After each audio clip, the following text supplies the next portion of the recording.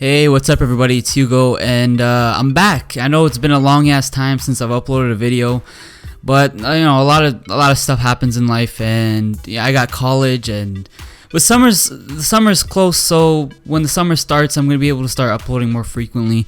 But as for now, apologize for the long break, but you know, some things have to be done before I get to make a video. Every time I try making a video, just something gets in the way, so hopefully in the summer that won't happen. I'll be uploading like I did before. But as for now, sorry for the long break. But I kind of had to make a video today because something's been really eating at me for literally the entire NBA season, and it's concerning LeBron, because right now that's like the biggest news. Well, it's always been the biggest news in basketball, because you know, it's LeBron, the best player in the NBA. He's always gonna have the most sports news coverages, and that's just how it is. But especially now, it's been eating at me because right now it's the playoffs, and just watching the Cavaliers has been like the most torturous thing you can ever do. LeBron can literally play amazing, like no flaws whatsoever, and just completely dominate the court. And as you guys saw from the game 2 of the Cavs vs Pacers game, LeBron scored 46, 12 rebounds, 5 assists, and they only won by 3 points. The fact that they didn't blow out the Pacers that game, and the Pacers played horrible too. The fact that they didn't blow that team out is just insane to me. Just shows you how bad this Cleveland Cavaliers team really is. The Cavs had 3 guys that were in double figures. Just 3 guys. It was Kyle Korver, of course LeBron with his 46, and the third person, I forgot who it was. It was just some other like player on the Cavs team who had, I think it was 10 or 15 points. And that was it. The Pacers, on the other hand, had like 4 guys in double figures and 2 guys that had 8 points. So basically 6, because they're only 2 points off. The Pacers have all-around production. The Cavs they're literally top-heavy. They only have LeBron. Oh, by the way, it was Kevin Love who scored the double figures. I just remembered. And speaking of Kevin Love just got injured as well. And I don't know if he's going to come back for Game 3. They're saying maybe he will, but he has like a fractured thumb or something like that. I don't know what it is, but Kevin Love is not a legitimate second option. They only have LeBron James, and that's it. This is a horrible LeBron team. This is the worst team LeBron's ever been in since the first Cavs, when he first came into the league. That this is the worst team he's ever been in. We thought that when they brought in those additions in the trade deadline, that they would actually make a difference. Now looking at it, they have no playoff experience. They're scared of the moment, and they're not showing you any production. Except Larry Nance is kind of, you know, he's kind of active on the boards, active on defensive end. He does the right stuff, but he's just not enough. Like you can't just have an energy guy and no talent, because talent trumps all. Like if you have talent, that makes up for anything that you don't have. Like if you don't have the heart, you don't have the energy, you don't have any of those extra, I don't know, what do you call it, extra stuff. Talent trumps all of it. If you have talent, that's good enough. These guys don't have that much talent. They're just, you know, role players. That's all they're really good for. They're regular season players. That's what I'm trying to say. They're regular season players. LeBron is the only playoff player on that team. So with all that being said, I really have one thing that I believe that should happen for LeBron to save his, first of all, energy, save his reputation, and come back stronger and better than ever. And that's to fake an injury. If you guys think about it, the Cavs have absolutely no shot of winning the championship. I mean, if LeBron were to take this team to the finals, that's an accomplishment in itself. If he takes this horrible Cavs roster to the NBA finals, and of course they'll probably get swept in 4 games, or maybe even win 1 game, but if he takes his team to the finals, that's an accomplishment by itself. So the fact that there's absolutely no chance of them winning the championship, and maybe not even making the finals, the fact that that's a possibility, why go on with the rest of the season? I'm not saying give up, but technically I really am saying give up. But I'm just saying there's no reason to waste your energy on a season that you already know is not going to go anywhere. Why not fake an injury? Save your energy. Save the fact that people are going to say, oh, you lost in the finals, or oh, you lost in the playoffs. Save the criticism and just come back next season and join a team that you know can win. Obviously, don't pull Kevin Durant and join the Warriors or something like that. Don't do what Kevin Durant did. But I'm saying join a team that you believe actually has a chance of competing in the finals. Like Philadelphia, like Houston, like Lakers if Kawhi or Paul George go over there. Then you can come back better and stronger than ever, because now you didn't waste your energy in the playoffs. And now you can start something new with a new franchise, possibly build another dynasty. I know with Philadelphia they have Ben Simmons and Embiid, and they got a bunch of good bench players, role players.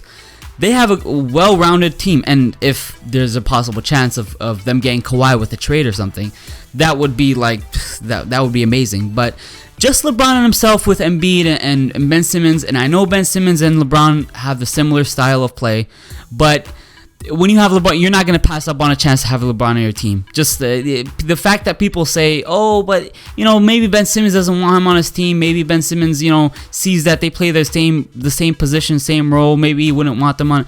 That's nonsense. Anybody that has the opportunity of getting LeBron is stupid not to get LeBron. So if LeBron were to join that team, you really have, you're definitely going to make it to the finals, because anytime you have LeBron, you're making it to the finals. If you're in the East, obviously, because the West is kind of different. But now, LeBron would actually have young players who are actually proving themselves in the playoffs right now. I mean, Ben Simmons is playing great in the playoffs, and Embiid, I think, is going to play Game 3. They have that something that can prove to you that they can be great players in crucial moments, in the finals or Eastern Conference Finals, or in a Game 7. When the games like Kyrie in Game 7 2016, LeBron needs those type of players that are not afraid to take the big shot, not afraid of the moment. That's what LeBron needs. This Cavs team, just forget about it. LeBron's not coming back to Cleveland next season, and this is not a prediction. This is a fact. He's not coming back to Cleveland next season. And sorry to all you Cleveland fans. I visited Cleveland in the opening night, Cavs versus Boston game. Sorry to say it, but your city is pretty bad. But I love the fans there. They have a lot of heart. They love their teams, and they love their Indians, their Cavs. They love their teams. But I don't see LeBron staying in Cleveland anymore. They're in horrible cap situation, salary situation. They have a lot of contracts that they shouldn't have. And there's no way they can bring in any better players except for the rookie that they can get with the Brooklyn pick. And why would LeBron stay with Cleveland because of a potential number 8 pick? We've seen in the past that there's been a lot of busts in that number 8 spot. There've been a lot of busts everywhere in the draft. So why would LeBron stay for a potential bust? It makes no sense whatsoever. My opinion, if you're asking me, I think that, first of all, the fake the injury thing, I think that should happen 100%.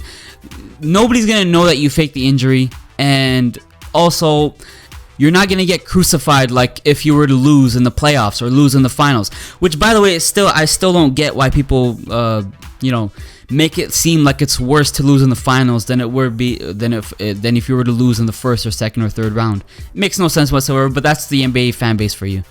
So that's one thing. You lose. You get rid of all the crucifying that you'd get if you lost in the playoffs or the finals, and you'd save your energy.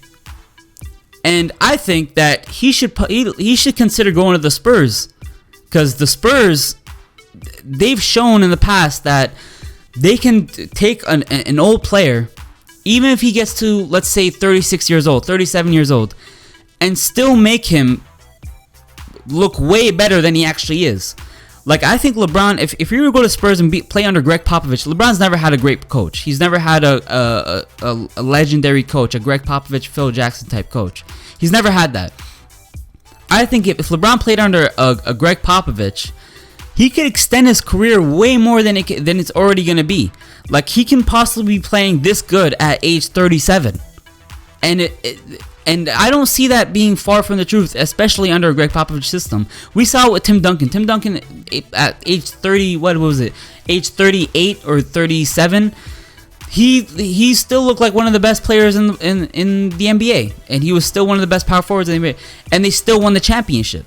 So and by the way, the Spurs know how to bring in talent. They know how to draft rookies. They know how to develop players. And by the way, all this is nonsense unless Kawhi stays. If Kawhi doesn't stay, LeBron's not going to the Spurs. But if Kawhi does stay, I think he should go to the Spurs because their system is like none other. Their system is unbelievable. But that's basically what I have to say. I mean, I know people are gonna say that faking injury is ridiculous and it would make LeBron seem like a horrible person. Who's gonna know? Who's gonna know that he faked the injury? Nobody, except for maybe his doctor. But doctors won't say anything anyways. But it's something that he needs to do for himself. He needs to see the reality of everything that's going on. And realize that there's no chance that they're winning the championship this year. Absolutely no chance. And if they win the championship this year, I don't know what I'll do, but I'll do something. All right, I'll do something if they actually win the championship this year, because there's 0% chance of. Actually, I'll extend all of match. I'll say that there's 0.5% chance of them winning the championship. That's just how it is. The Warriors, 4 Hall of Famers, the Rockets, James Harden goes 1 for I don't know 17, and the Rockets still win by 20. I mean, there's no chance. So I mean, that's all I had to say really. And hopefully I'll be uploading more frequently during the summertime. My college finishes in 1 more week, so I'll have a lot of time to be making videos, especially during the summer. So yeah. Thank you guys for listening, and I'll see you guys in the next video. Bye-bye.